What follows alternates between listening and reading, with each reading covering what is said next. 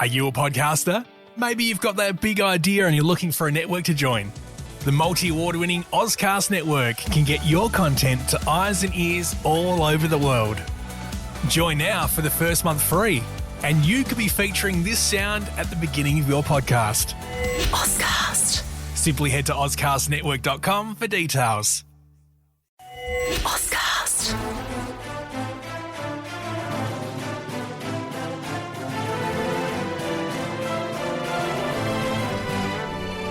Okay, so today we're diving deep into some national security ideas. We've got this Fox News interview with Mike Waltz, and honestly, there's a lot to unpack here. Yeah, there is. You know, we've got peace through strength, we've got global instability, and we're talking like Ukraine, the Middle East, and then there's China, and of course, cybersecurity, can't forget that. It's a lot.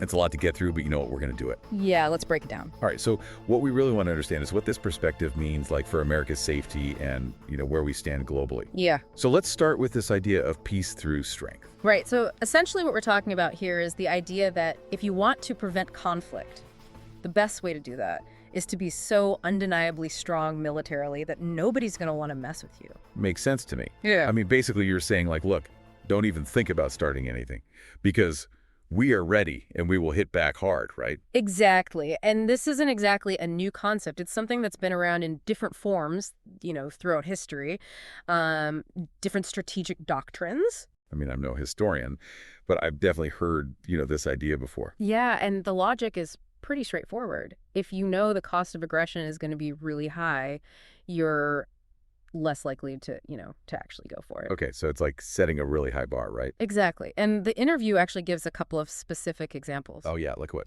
Well, they talk about the elimination of a top ISIS leader in Iraq. And then there was that precision strike earlier this year against a senior ISIS planner. Right. I remember that. And they're saying this is a direct result of this, you know, strong stance. Right. They're basically saying this is what happens when you show you're serious. Okay, so strength in action. Right. But then they go on to compare this with the previous administration. Yeah, and this is where it gets pretty interesting. They're saying that ISIS actually saw an opportunity to kind of, make a comeback under what they saw as a weaker leadership. So they're saying that ISIS was emboldened during that time. Right. Basically that the perception of weakness can create openings, for groups like ISIS to try and regain strength. Okay, so that's a pretty strong argument for projecting strength. Yeah, and it gets to this idea that how other countries or groups see you can actually really affect their actions.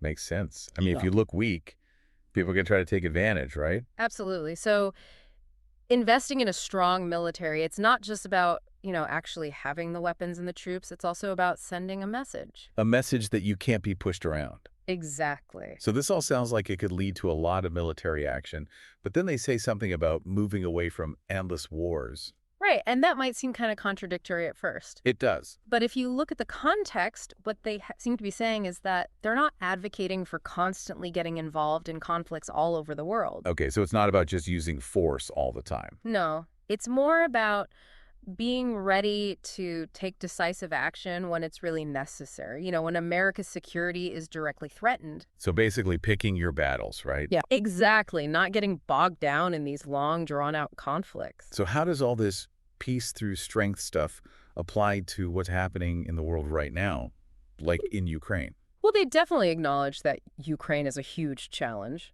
The biggest land war in Europe since World War II. It's crazy to think about. And they're not pretending that there's an easy solution. Yeah, it seems like a total mess. And they're realistic about the fact that, any kind of agreement, Russia and Ukraine come to neither side, is going to get everything they want. Right. I mean, that's just the nature of these things. Exactly. And then they ask this pretty tough question. What's that? What's the alternative to a negotiated settlement? Right. What happens if they don't figure something out? I mean, the thought of years and years of warfare is just awful. All that suffering and destruction, it doesn't bear thinking about. And this brings us to this really interesting point about how strength and diplomacy kind of have to work together. Right. I mean, you can't just be strong. You have to be able to talk to people, too. Absolutely. And they mentioned that President Trump and Putin were actually talking directly. Oh, really? Yes, specifically about trying to stop those missile strikes, on civilian infrastructure, like the power plants and the oil pipelines. Right. It was causing so much damage and really affecting people's lives. Exactly. So the idea seems to be that by communicating directly, they can at least try to prevent the worst of the conflict and maybe even open up some space, to start negotiating. So it's like a step towards de-escalation. Exactly. And they even talk about some initial steps that could be taken, like pulling back troops and exchanging prisoners. Yeah, those would be good confidence-building measures, right? Right. And it would also start to address some of the immediate suffering, on both sides. And then they talk about focusing on those maritime issues in the Black Sea, like trade oil and gas. Right. And that shows that they understand that this conflict isn't just about military stuff. It's about economics, too. Exactly. They both have interests in the Black Sea, and that's part of what's driving the conflict. Makes sense. And then they talk about this line of control trench warfare, nearly 100 miles long. Yeah, that image really gives you a sense of how entrenched this conflict is. Yeah, it's like a scar across the landscape. And it's not going to be easy to heal. So let's move on to the Middle East. That's another area where there's a lot of instability. Absolutely. And they don't pretend to have all the answers about how to fix things there. Yeah, it's one of those places where it seems like there's always something going on. Right. But they do bring up this idea that adversaries respect American strength. Oh, yeah. And I think they even said that some might even fear it. Right. And that goes right back to that peace through strength idea. But like if you're strong, people will think twice before messing with you. Exactly. But then they shift gears a little bit. Oh, how so? Start asking some really practical questions about the Palestinians. Like what kind of questions? Well, they ask whether the Palestinians have been offered decent housing, decent living conditions. Right, so they're kind of bringing it down to a human level. Exactly. It's not just about abstract geopolitics anymore. It's about people's lives. Right. And then they get into this critique of what they see as this cycle of, pouring money into rebuilding Gaza only to see more terrorist attacks. Yeah, that's a pretty common criticism. Right. And it shows that they're frustrated with the way things have been handled. Like they're looking for a different approach. Yeah, something that gets at the root causes of the instability. But they don't really say what that would be. No, not in this interview anyway. Okay, so let's move on to China. They say that it's the competition of this century. Yeah, that's a pretty strong statement. It is. It makes it sound like this is going to be a long-term thing, something that's going to play out for decades. Right. And they're basically saying that China is a major challenge across the board. Okay, so it's not just one area where they're competing with us. No, it's everything. They talk about China's economy, their military, their nuclear arsenal, their space program. But they're painting a picture of a country that's becoming incredibly powerful. Exactly. And they're not sugarcoating it. So what do they say we should do about it? Well, it's interesting. They don't just talk about military stuff. They also talk about strengthening the American economy, making sure our markets are strong. So they're saying we need to be strong at home. Right. They talk about revitalizing certain industries like pharmaceutical, steel, shipbuilding. Oh, wow. That's a pretty broad approach. It is. And they even talk about culture. Culture. Yeah. They say we need to focus on meritocracy, making sure the best and brightest are the ones who succeed. So they're saying that our society needs to be strong, too? Exactly. It's all connected. Right. A strong economy, a strong society, a strong military, it all works together. Okay, so they're not just saying, let's build more tanks. No, it's a much more comprehensive approach. And what's the goal of all this? Well, they say it's about preventing wars and winning economically. So being so strong that nobody wants to mess with us, and also being able to compete in the global marketplace. Exactly. But they also bring up this really worrying possibility. Oh, what's that? They talk about the possibility of China, Russia, Iran, and North Korea forming a new Axis power. Oh, wow. That would be a major shift in the global balance of power. And they're clearly concerned about it. They call it incredibly frightening. So it sounds like they're saying we need to be prepared for a world where we're facing a block of powerful adversaries. Right. And they even compare it to, the Axis powers in World War II. So they're not mincing words here. No, they're not. And then they bring up the incident with the spy balloon. Oh, yeah. That was in the news for a while. Right. And they basically say that the previous administration didn't handle it the right way. Like they weren't tough enough. Right. They're saying that we need to be much more decisive when we're faced with provocations like that. Okay, so they're definitely advocating for a strong response to any kind of aggression. Absolutely. Okay, so let's switch gears again and talk about cybersecurity. It's something we can't ignore these days. Yeah, it seems like every day there's a news story about some kind of hack or data breach.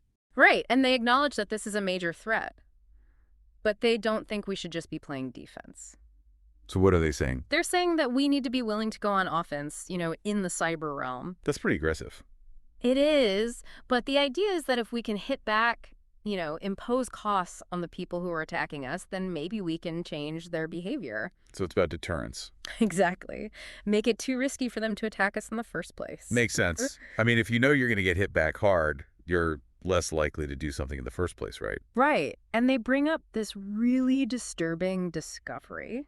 What's that? They talk about these Chinese cyber time bombs. They call them Project Typhoon. What are those? Well, they don't go into a lot of detail, but they say that these things have been found embedded in U.S. critical infrastructure. So like power grids and communication systems. Right, exactly. And it sounds like they're basically pieces of malicious software that could be activated at some point in the future, to cause major disruption. Oh, wow. That's scary. It is. And they make it clear that we can't just tolerate that kind of thing. So what do they propose we do about it? Well, they say we need to take advantage of our strengths, in the tech sector. Right. We've got some of the best tech companies in the world. Exactly.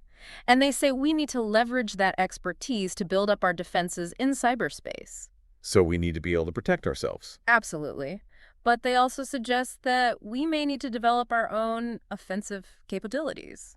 So we can hit back if we need to. Exactly. And they're clear that this isn't just a government responsibility. So they're saying that the private sector needs to be involved too. Right. It's a shared responsibility. So as we wrap up this deep dive, what would you say is the main message they're trying to get across about national security? I think the main takeaway is that they're very confident in their approach. Okay. They believe that peace through strength is still a valid strategy. So they're not backing down from that idea. No, they're not. They believe that America needs to be strong and assertive. And they're not afraid to use force if necessary. Right. They see it as a necessary tool, but they also emphasize diplomacy and economic strength. So it's a multifaceted approach. Exactly. And they believe that this is the best way to keep America safe and to ensure our place in the world. So they're saying that Americans can rest easy. That seems to be the message. Okay, so here's something for everyone to think about as you're listening to this. Okay, I'm listening. We've talked about all these different challenges. Yeah. Ukraine, the Middle East, China, cybersecurity. They're all connected in a way. They are. So the question is, what are the most important things we need to do to keep the world stable, in the long term? That's a big question. It is. Should we focus on military strength or diplomacy or economic influence or technology or maybe a combination of all of them? Right. And how do those different approaches affect each other? Exactly. It's a lot to think about, but it's important. It is. Thanks for joining us for this deep dive. It's been a good one. It has. We'll see you next time. See you then. Take care.